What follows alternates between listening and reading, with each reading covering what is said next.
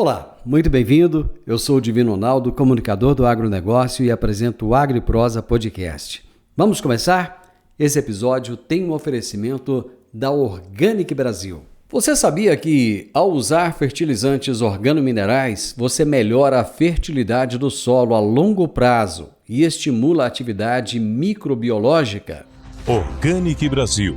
Inovação e tecnologia para o futuro da agricultura, atendendo tanto pequenos quanto grandes agricultores com nossos fertilizantes de alta qualidade. Utilizamos tecnologia avançada para tratar e enriquecer a matéria orgânica por meio de processos industriais exclusivos. Nossos fertilizantes organominerais aumentam a capacidade de retenção da água do solo, tornam as plantas mais resistentes a estresses climáticos, resultados comprovados para maiores lucros. Organic Brasil, cultivando inovação, colhendo resultados.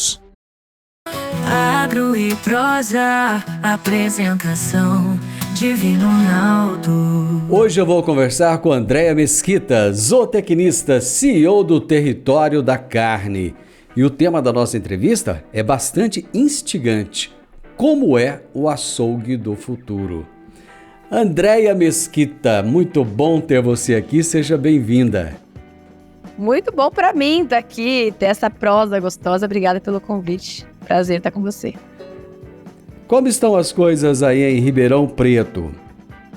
Quentes, não sei se muito diferente. Mas, para variar, Mas olha, para variar. Não posso reclamar porque tem chovido, então já é um bom caminho. Nossa, as chuvas esse ano atrasaram muito. Te falar, viu? Pessoal aqui preocupado, doido para plantar. Muita gente nem começou a plantar ainda. Outros já começaram, tá aquele atropelo. E vamos ver o que vai virar. E a arroba do boi tá subindo e o preço da carne subindo junto, né? Mas conta para mim, o que é o Território da Carne? Eu vou começar falando do TC, aí eu vou me sentir mais em casa ainda, né? Não, mas aqui você tá totalmente em casa. Fique tranquila. Talvez daqui uns minutos eu me sinta mais ainda à vontade, mas falar do TC, obrigada pela pergunta, inclusive. A gente chama ele carinhosamente assim, que é hoje a nossa escola, né? A gente gosta de se auto-intitular como uma escola voltada para o mercado de proteína bovina. Então, quando a gente fala mercado de proteína bovina, eu tô falando desde dentro da porteira até fora da porteira. Então, dentro da nossa escola, hoje nós temos programas voltados para nutricionistas de boi e voltados também para quem está na ponta oposta, que é o varejo.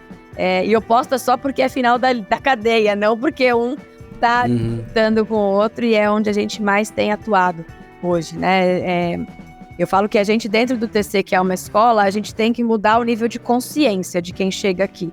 Então, nós somos uma escola que pega uma pessoa que muitas vezes nem sabe que tem esse problema e leva ele até essa solução a partir dos nossos programas, treinamentos, cursos, imersões presenciais, enfim. Tá, mas e aí, como é que deu o estalo? Porque, veja bem, você é zootecnista, tava lá trabalhando, imagino eu, né? Tô aqui divagando, né? Você tava lá trabalhando, fazendo seu trabalho, então de repente falou, vou montar uma escola. Foi assim? Não foi, mas assim, eu não sei se o seu pessoal é dos meus, mas eu falo. Quem tem um Deus e tem uma fé, um insight vira uma empresa. Então eu tava lá, mais ou menos desse jeito que você falou, mas um pouco mais atenta. Eu sou nascida e criada em São Paulo, capital, então não sou de família de pecuarista, não sou de família de campo, eu sou lá de cidade mesmo. E aí meu primeiro emprego foi dentro de um frigorífico. E dentro do ambiente de frigorífico, eu comecei a perceber uma série de oportunidades, que aí depois mudando para outra posição dentro de uma outra cadeia frigorífica, eu percebi, Divino, como os meus clientes, que na época eram varejistas, eram restaurantes, o quanto eles tinham de dificuldade de entender algumas operações simples com a carne bovina. Então, veja bem, né? Eu já tinha feito zootecnia, já entendia todo o tempo da produção, desde a concepção do bezerro, criação, nutrição, engorda, e depois fui para frigorífico, vi o tempo do abate, da desossa, e aí chegava uma carne lá pro varejista, e essa carne, muitas vezes, por uma falha de manipulação, se perdia. Ou no restaurante, por uma falha de processo, né, de manipulação, sabe aquela carne que fica dura? Aquela que a gente não quer? Ela ia pro lixo. E aí eu falava, cara, não pode ser, né? Eu sabendo tanta coisa que eu aprendi nos últimos anos, eu vou deixar as carnes se perderem. E aí me deu esse estalo de eu falar, eu vou abrir uma rede social, na época era só uma rede social, para divulgar informações que eu sei. Então, ó, você recebeu uma carne, essa carne não pode ficar na temperatura ambiente. Você vai manipular uma carne num determinado tipo de cocção, essa carne ela tem mais colágeno, ela deveria ser feita num jeito, ela tem menos colágeno de outro jeito. Então, ela nasceu como um grande insight de, poxa, eu sei de algo que aparentemente eles não sabem ou não estão conseguindo aplicar e eu posso divulgar essa informação. Então, nasceu, na verdade, como um veículo de comunicação, né, de tudo aquilo que eu também já tinha aprendido dentro e fora da universidade. E aí, depois, se tiver papo pra prosa, aí eu conto como essa iniciativa se tornou um negócio que hoje a gente está completando 6 anos de vida aí, graças a Deus. Primeiros de muitos.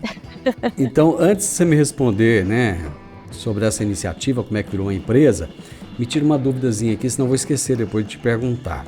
É verdade que dependendo do jeito que você corta a carne, ela pode ficar dura? Uma carne, teoricamente, seria macia, pode ficar dura por causa da fibra, não sei o que, alguma coisa assim? Tem alguma coisa a ver? Olha que legal, né? É puramente mecânico isso. Se a gente lembrar das nossas aulas lá da escola, a gente vai entender o que a gente está falando aqui. Não é que a carne macia pode ficar dura, mas uma carne que tinha um potencial de ser mais macio vai deixar de sê-lo, porque simplesmente eu tenho uma ação mecânica do meu maxilar, que se eu tenho as fibras assim, nesse sentido, e eu corto a carne assim, eu tô mantendo a fibra inteira. Agora, se eu tenho as fibras assim e eu corto nesse sentido, eu naturalmente já fiz a primeira etapa do porcionamento dessa fibra. Então, fica mais fácil a mastigação. E isso dá uma sensação de que ela é mais macia. Ela não fica aquela coisa chiclete. Simplesmente porque a ação da faca mecanicamente ajudou nessa pré-mastigação. Legal. Então agora já podemos passar para a próxima etapa. Como é que esse sonho, esse projeto se tornou empresa?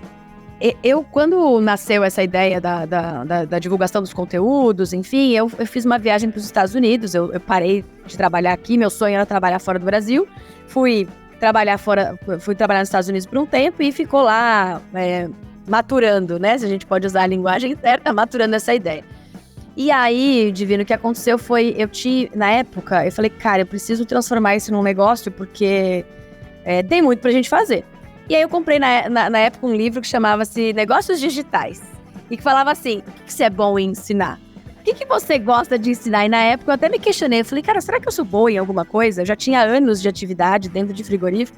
Eu falei, será que eu sou boa em alguma coisa? Eu falei, tá aí.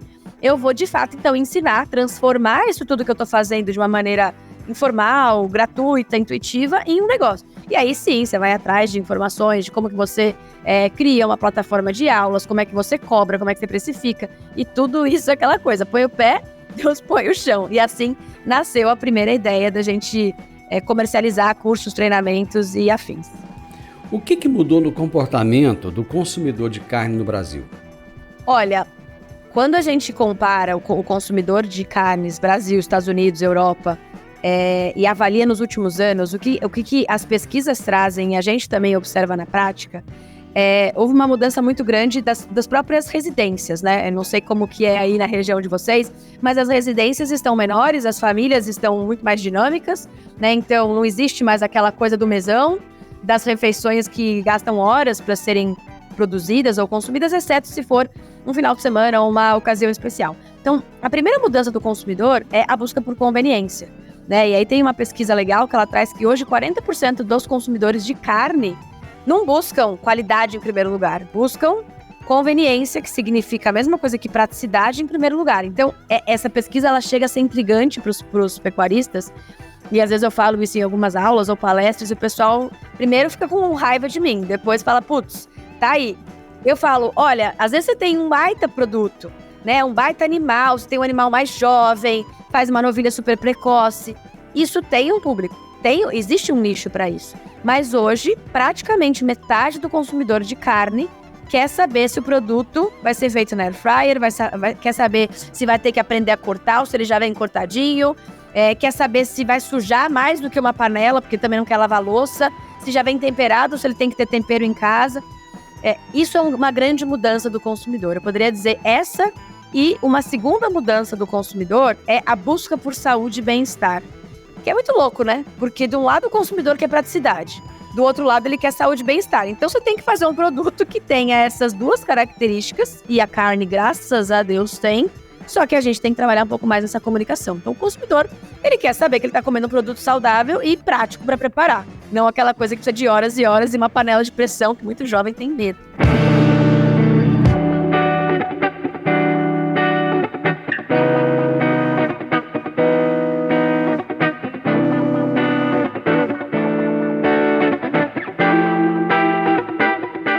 Quando eu era mais jovenzinho, há poucos dias atrás, eu me lembro que os açougues eram uns lugares assim meio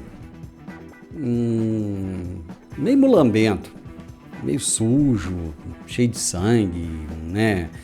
Carne de qualquer jeito, tinha mosca, não era aquele negócio assim, aquela higiene, aquele lugar bonito, né? Aquele lugar, às vezes até o odor, né? Era desagradável. O que mudou no açougue nesses últimos 50 anos? Eu adoraria responder para você que isso de fato mudou, nacionalmente falando. Mas eu vou falar de quem mudou, tá? A gente sabe, vai ter gente aqui ouvindo a gente que fala, isso que ele descreveu parece um pouco a minha loja, porque ainda tem muito, infelizmente. Nas grandes cidades isso reduziu, claro, até por conta de uma ação de vigilância sanitária, uma ação do próprio consumidor, né? Natural, ele não volta a entrar nesse tipo de açougue, o açougue não tem cliente, ele fecha. Mas, infelizmente, ainda em alguns interiores é comum encontrar esse tipo de loja um pouco mais old school. O que mudou de lá pra cá? Inclusive, donos de açougue falam, poxa, antigamente eu sabia que era ganhar dinheiro, hoje eu não sei mais, porque não ganho mais dinheiro.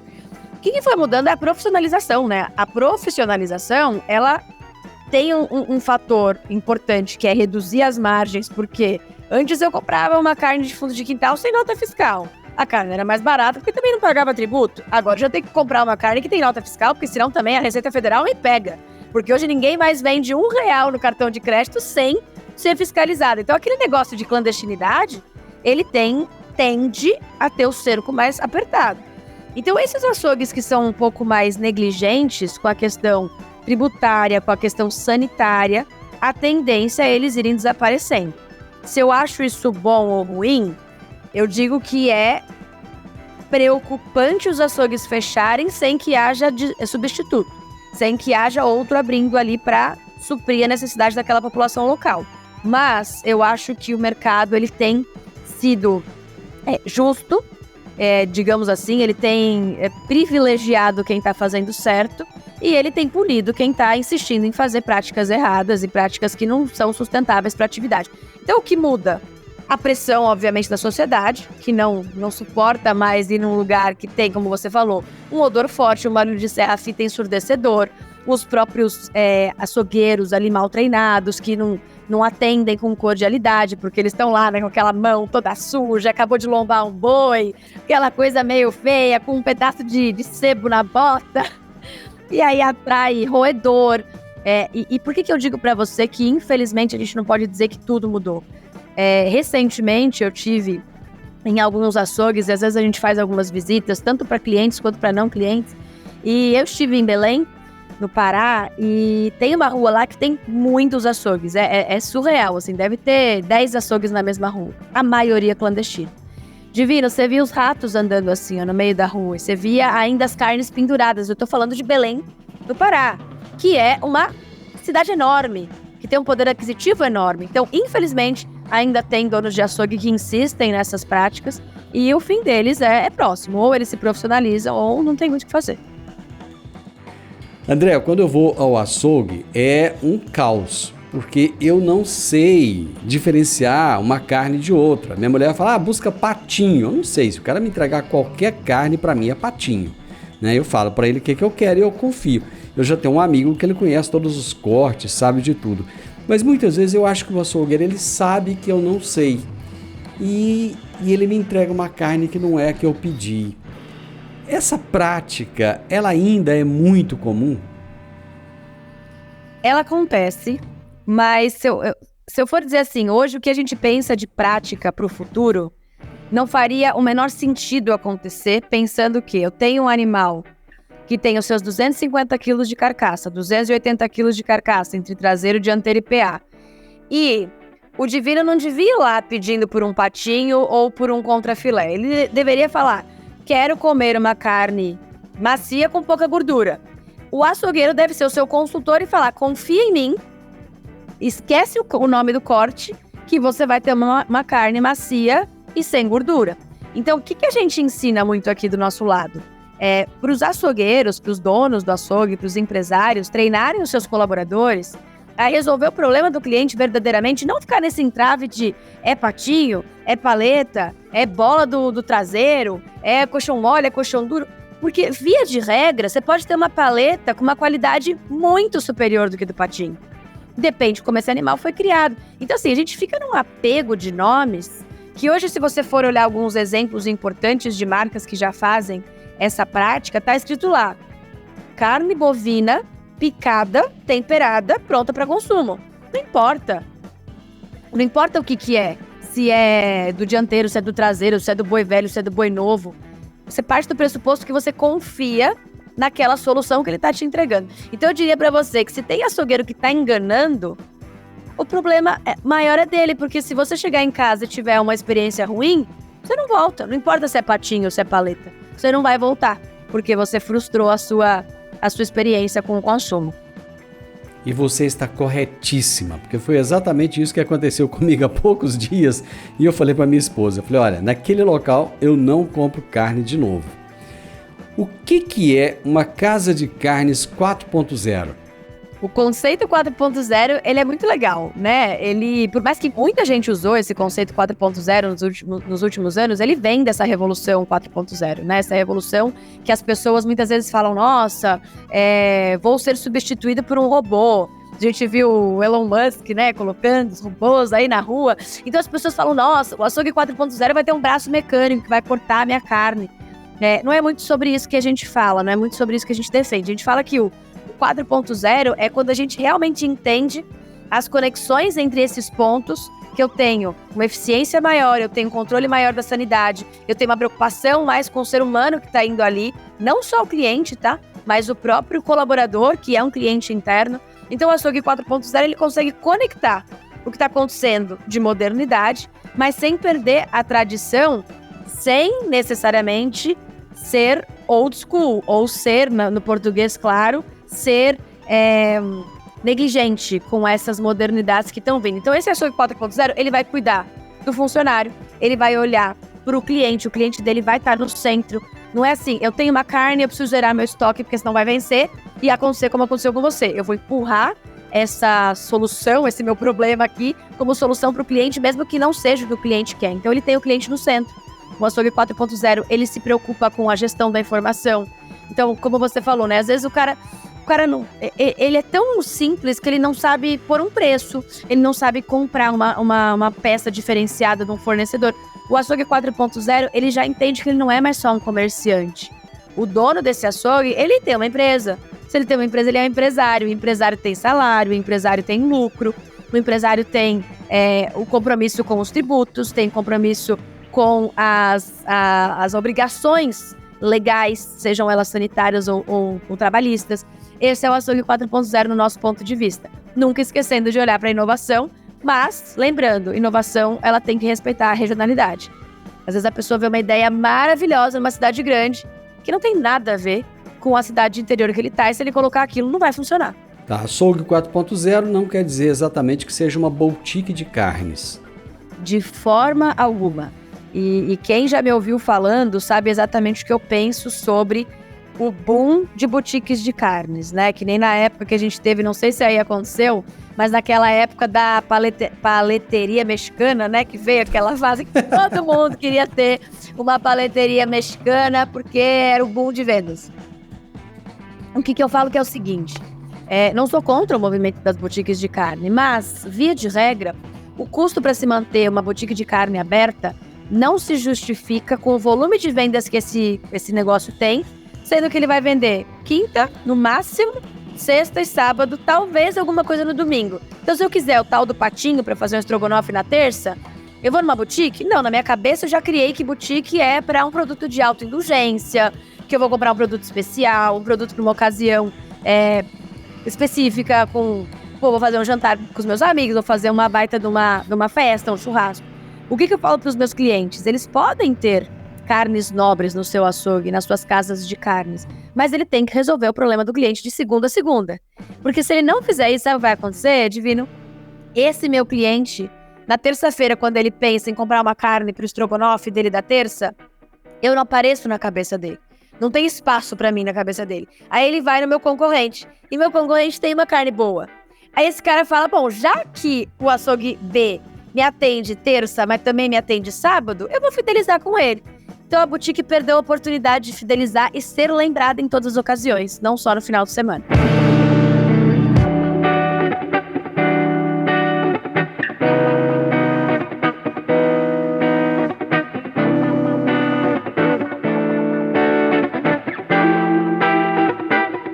Você percorreu sozinha mais de 6.000 quilômetros em 13 estados, aproximadamente 30 cidades, a bordo do Fafá de Belém. Primeiro, a gente precisa entender o que é o Fafá de Belém e qual foi o objetivo da expedição. O Fafá de Belém foi um carro, uma Sportage que eu tive. Não estou fazendo propaganda, tá? Mas ela me levou sozinha, de fato, de Belém do Pará, onde eu estava, até aqui, estado de São Paulo, ao longo de 64 dias direto. Por quê? Eu senti, Divino, que eu estava longe de saber o que eu precisava saber para que o território da carne fosse o que eu gostaria que ele de fato fosse. Então eu falei, cara, eu acho que eu não sei o que eu tenho que... eu não sei como é que eu vou resolver o problema do açougueiro sem falar com o açougueiro olho no olho. E quem disse que o açougueiro de São Paulo representa o açougueiro do Brasil inteiro? Então eu peguei meu carro e aí eu fui parando de cidade em cidade, assim, daquelas mínimas, de 15 mil habitantes até cidades maiores, capitais, e eu era uma caçadora de restaurante açougue. Onde tinha restaurante açougue, minha mãe ficava na retaguarda ali, só agendando as reuniões. A Andréia vai chegar amanhã e tal, e era tudo casadinho, assim, uma na sequência da outra. Eu dormia numa cidade num dia, no outro dia eu estava em outro. E aí eu chegava lá e falava assim, qual é o seu maior desafio hoje como dono de um negócio que trabalha com carne? E ali foi a maior consultoria que eu podia receber na minha vida. Além de ser uma delícia conhecer o nosso país, né? Que a gente acha que conhece, mas só quando a gente de fato roda e roda sozinha. Eu lembro, Divino, tinha dias que eu saía de uma entrevista que a pessoa se emocionava, assim, de falar assim, cara, alguém tá perguntando sobre mim. Alguém quer saber sobre mim, sabe? O empresário é muito sozinho. O empresário tá apagando incêndio todos os dias. E lá eu tava como ouvinte. Tá, qual é a sua maior dor? E várias reuniões, várias entrevistas, eu me recordo deles chorando, de escorrer lágrima. E eu saía de uma para outra e eu chorava feliz, dizendo, Deus, obrigada por essa oportunidade de escutar os empresários brasileiros e conseguir formular ou formatar uma solução que vai direto na veia do problema dele. Então o problema era, não tenho tempo para fazer a administração do negócio, eu não sei fazer, não sei cuidar de finança. Ou teve um que me marcou muito, que ele falou, faz 2 semanas, ou não lembro, 3 semanas que a minha esposa faleceu, ela era minha sócia, eu tô sem chão. Então assim, a dor real do empresário brasileiro que trabalha com carne, e aquilo lá me deu uma matéria-prima gigantesca para hoje eu aplicada dentro do território da carne. Tem uma frase sua que é, abre aspas, geramos negócios a partir da educação. Nos explique o significado dessa frase. Eu acho que tem um preconceito grande quando a gente vai pro mercado, não sei se só o mercado pecuário, eu vivo isso aqui, né, de você falar assim, eu tenho uma escola, ou você tem que fazer determinado treinamento ou capacitação. A pessoa fala assim, beleza, mas eu quero ver dinheiro. Então a gente começou a entender que eu posso até educar esse cara, levar ele do ponto A pro ponto B. No fim, ele quer fazer negócio. Então o que a gente percebeu? Eu precisava plugar outras soluções na nossa empresa que gerassem de fato negócio. Mas antes disso, eu tenho que educar esse cara. Porque se eu chego com o pé no peito falando, eu tenho um negócio pra você, esse cara fala, opa, mas pera lá, eu nem sei se eu preciso disso. Então o que a gente cria aqui? Tanto gratuitamente quanto de maneira paga, programas de treinamento que eu vou fazer esse cara perceber que ele tem de fato um problema que ele nem sabia que ele tinha.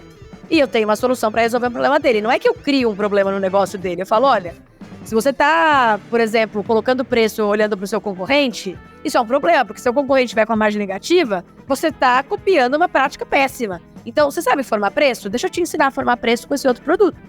A gente gera negócio, só que a gente antes educa e faz a pessoa criar consciência sobre um problema que ela tem, ou que ela não sabia, né, que tinha. Esse é o nosso caminho, que a gente acredita que é o futuro. Eu quero terminar a nossa prosa com uma pergunta clichê. Como é o açougue do futuro? Como é o açougue do futuro? Na nossa humilde opinião de tudo que a gente tem olhado, primeiro, é um empresário feliz. Não tem como a gente pensar num estabelecimento comercial onde existe uma pressão tal que a pessoa tá ali, não vê a hora de acabar o dia e dorme e acorda em cima de problema e não tem qualidade de vida. Então, o açougue do futuro, ele é gerenciado por uma pessoa feliz e que entende que aquilo é parte da vida dela e não a vida dela. E isso já mostra o nível de profissionalismo que a gente está falando.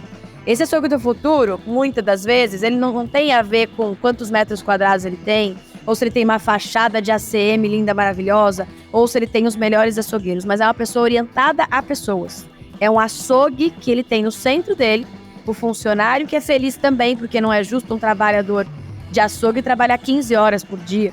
Não faz o menor sentido a gente falar de qualidade de vida para o empresário se o colaborador dele está ali fazendo turno sobre turno, não tem final de semana. Então ele é orientado a pessoas, ele sabe a importância que a mão de obra tem para o negócio dele prosperar. Ao mesmo tempo, ele está olhando para o cliente, mais do que ele está olhando para o produto.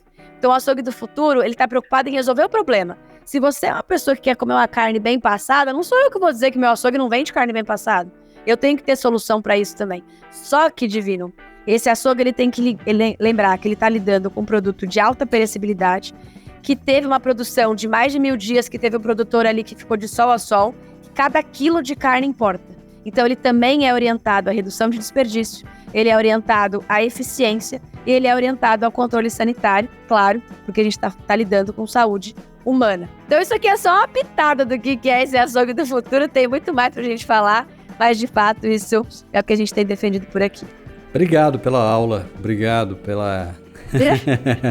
por sintetizar essa coisa tão bacana, né? Bom, eu acho que eu disse isso, quando essa pauta chegou na minha mão, eu falei, puxa vida, eu tenho que ouvir o que essa moça tem para trazer. E foi muito legal. Andréia, parabéns pelo seu trabalho. A educação, ela cabe em todos os lugares, em todas as profissões, né? E quando a gente consegue mudar para melhor a vida das pessoas, tanto profissional quanto pessoal, cara, isso é muito bacana, isso não tem preço. E eu fico muito feliz de ter te conhecido, de ter te ouvido e de poder levar essa sua voz para tantas outras pessoas. Obrigado, viu?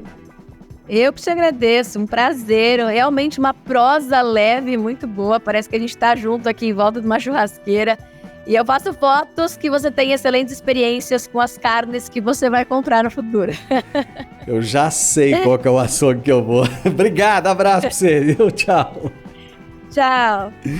Eu conversei com a Andréia Mesquita, zootecnista, CEO do Território da Carne. E nós falamos sobre como é o açougue do futuro.